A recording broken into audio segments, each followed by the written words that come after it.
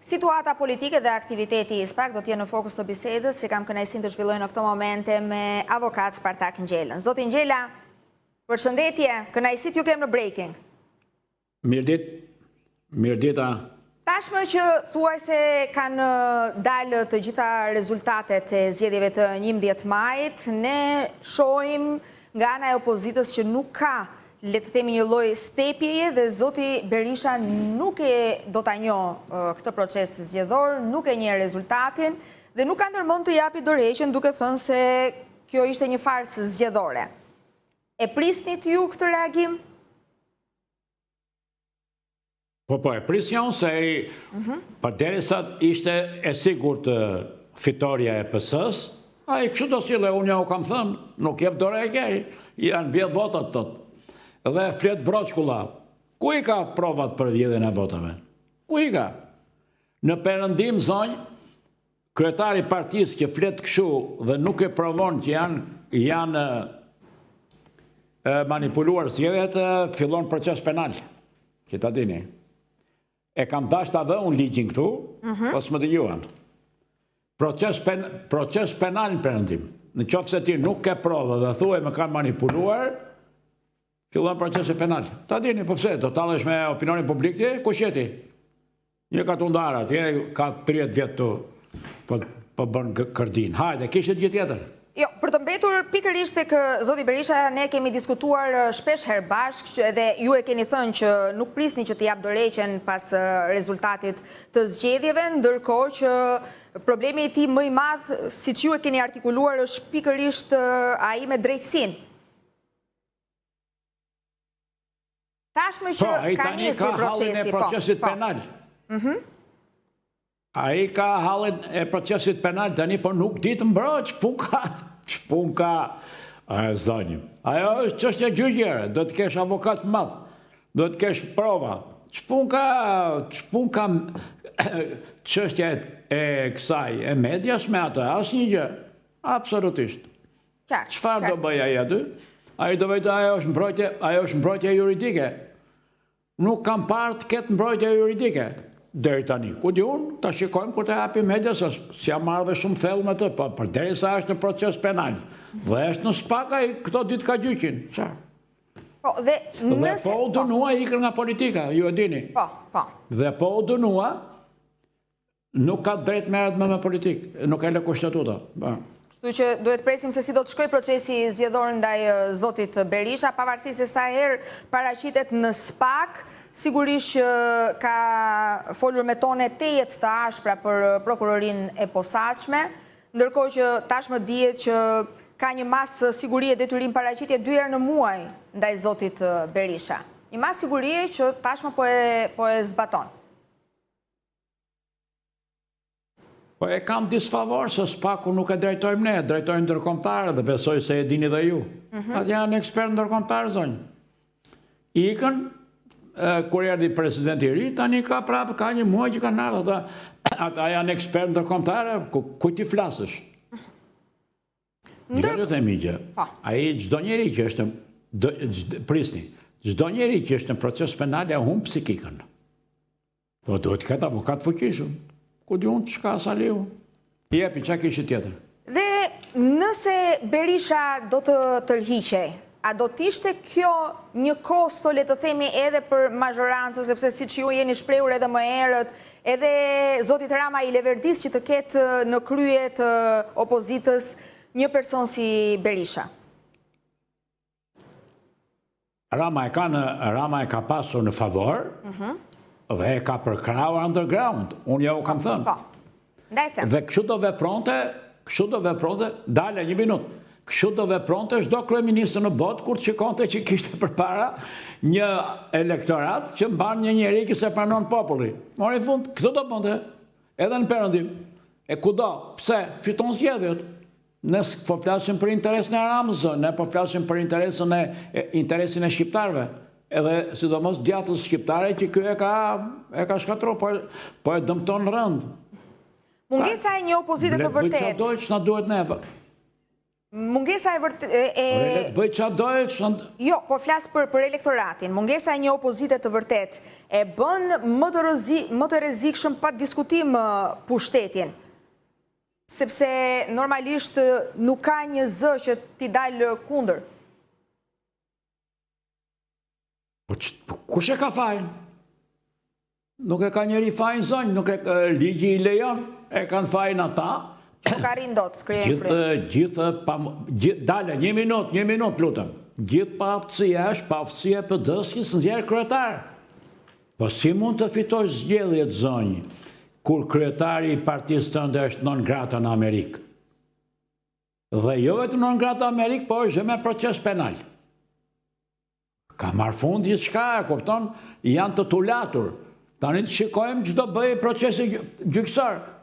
Në qoftë se procesi gjykësor e dënon, unë jam avokat, nuk mund t'i uroj dënimin, por ne po flasim nëse, në qoftë se dënohet, do iki nga politika, se nuk e lë kushtetuta, shikojmë që do bëjë PD-ja. Ndërkohë që ka rezultatet zgjedhore, ne kemi parë edhe kandidatë të opozitës që kanë marrë vota të mëdha preferenciale, siç ishte zonja Jorida Tabaku, zoti Ilir Ali Mehmeti. A mund të krijojnë këta personalitete politike një frym tjetër në opozitë? Zonjë, politika është bipolare. Është dy polqe. Një poli maj dhe një poli djathtë. Kështu ka ardhur në Shqipëri. Partitë e tjera nuk vlejnë. Janë dy parti. Partia Demokratike është në krizë. Tani nga i vjen kriza? Kriza i vjen nga kryetari. Ja po e përsëris. Kryetari është non grata në Amerikë. Mund bëhet një non grata në Amerikë kryeministër në Shqipëri? Pa mundësi absolute. Atëre, pseri?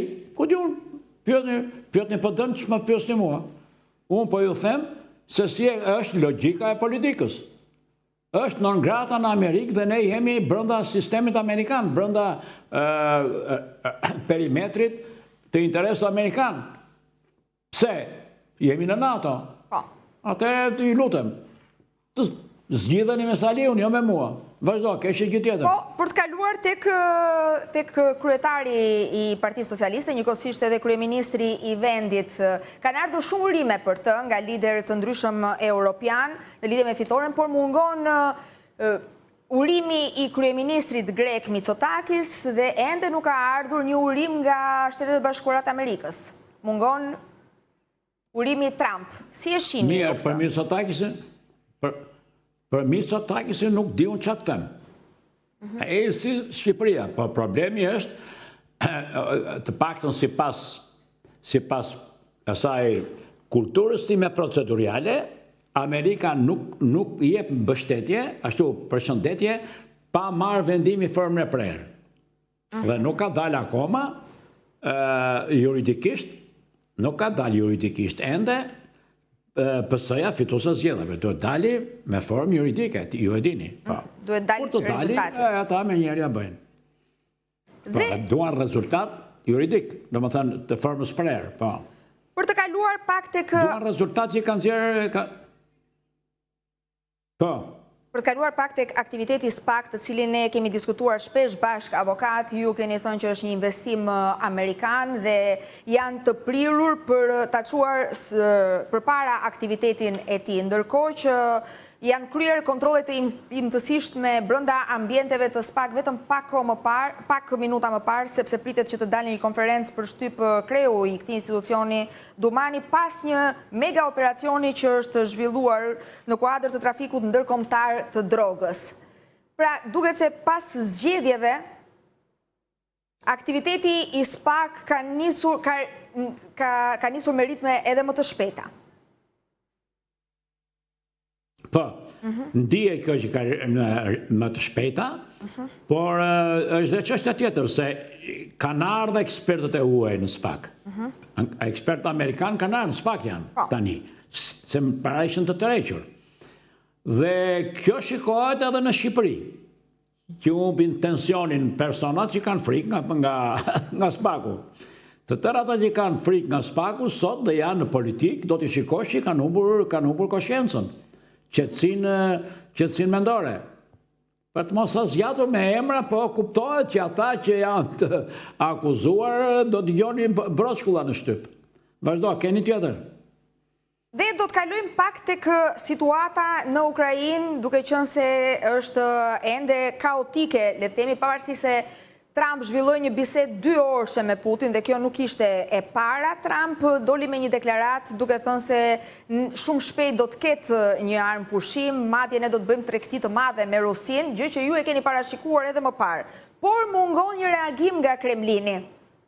Ndërkohë që Ukraina është e vendosur për të mos lëshuar territore, nga ana tjetër edhe Evropa është e gatshme të vinë në ndihmë Ukrainës. Si shihni këto zhvillime? Te Ukraina kemi po dëgjova pra, dëgjoj me mendje. Te Ukraina kemi konfliktin midis lindjes e perëndimit. Ukraina është e perëndimit. Edhe ka qenë. Tani Trumpi nuk ka qenë i gjithi me Europën perëndimore. Paktën kjo është filozofia e tij, kërkon një Amerikë me interesa të tjera. Por pikërisht në këto momente ka përballë Putinin. Dhe luftën që po flasim. Tani lufta e Ukrainës ka qenë lufta e Ukrainës, ndalimi ose rregullimi ose paqja në Ukrainë ka qenë në programin e Trumpit. Si president, nuk e ka dhe aq të lehtë. Ta zgjidhri. Ai ka marrë votat për atë problem. Pra e kuptoni se si zhvillohet politika në situata të tilla dhe ku është ngërçit e Rusia. Po pse është e Rusia? Ajo është forcë retrograde, nuk diskutohet asha. Po Trumpi mendonte që do ta zgjidhte, pra ta zgjidhi. Ku zgjidhet gjë me Rusinë zonjë vetëm me luftë ose me bllokim. Nuk i hiqet Rusisë embargoja. Derisa të tërhiqet nga Ukraina. Ajo është luftë pushtuese zonjë, është shkelje e rëndë të drejtave të njeriut dhe në drejtën ndërkombëtare. Por perëndimi nuk është i tërhequr.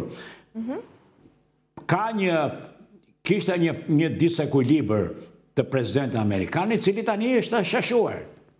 Të gjithë me Ukrainën janë. Shikojmë se si do shkojë. Dëgjoni t'ju them një gjë. Historia përsërit vetveten. Ku e kemi përsëritjen e vetvetes të historisë në këtë rast? Në rastin e Vietnamit, apo jo? Identike me luftën e Vietnamit, e kam thënë, por ama janë senset e kundërta. Atje ishte Amerika, kurse këtu është Rusia. Më kuptoni? Tani problemi qëndron. Politika e kapi dhe hakmerët. Ne thonjë, të kuptojme, për të gjetur një fjalë normale. Dhe e ka për të vënë në vend ato që psojnë Vietnam. Në sens historik, jo në sens aktual. Atëre, çfarë do ndodhi? E ka kapur ajo atje, mund t'i marrë frymën. Kush është politikani që e nxjerr nga kjo? Putini vetëm. Qofse di ai të bëj politik. Po politika amerikane, ata kishin shpresën te Trumpi. Po dhe Trumpi tani në kohët e fundit, po ta keni parë, është tërhequr. Dhe kërkon zgjidhjen e asaj, tërheqjen nga lufta. Të shikojmë se si do ecin ngjarjet, por ajo thëmbra e akilit e politikës ndërkombëtare, e politikës perëndimit në këto momente është kjo: kemi kapur Rusinë në ngërç dhe mund t'i marrin frymën. Shikojmë se si do vënë. Dhe për të kaluar pak tek situata në Kosovë. Të shikojmë se si do precipitojnë ngjarjet për luftën për të cilën folëm. Do të shohim dhe do të kalojmë pak tek situata në Kosovë. Ne kemi diskutuar edhe herë tjetër bashkë avokat krizën politike që ka kapluar Kosovën, por nga ana tjetër duket se nuk ndalet Serbia me pretendimet e saj ndaj Kosovës. Ka çuditur jo pak Gjurić, ministri i Serbisë, i cili nuk është ndalur, le të themi, në delirin e tij, duke e konsideruar serbët si një popull të zbritur nga qielli, madje pretendon pa asnjë lloj prove se 10 nga 38 komunat Kosovës janë me shumicë serbe, por jetojnë edhe komunitete të tjera. Pra, vijojnë pretendimet po. Është gënjeshtër e tyre historike. Gënjeshtër e tyre historike, po duhet keni parasysh një gjë, kjo ka qenë dhe mbetet psikologjia e pushtuesit. Ata kanë pushtues më qarë.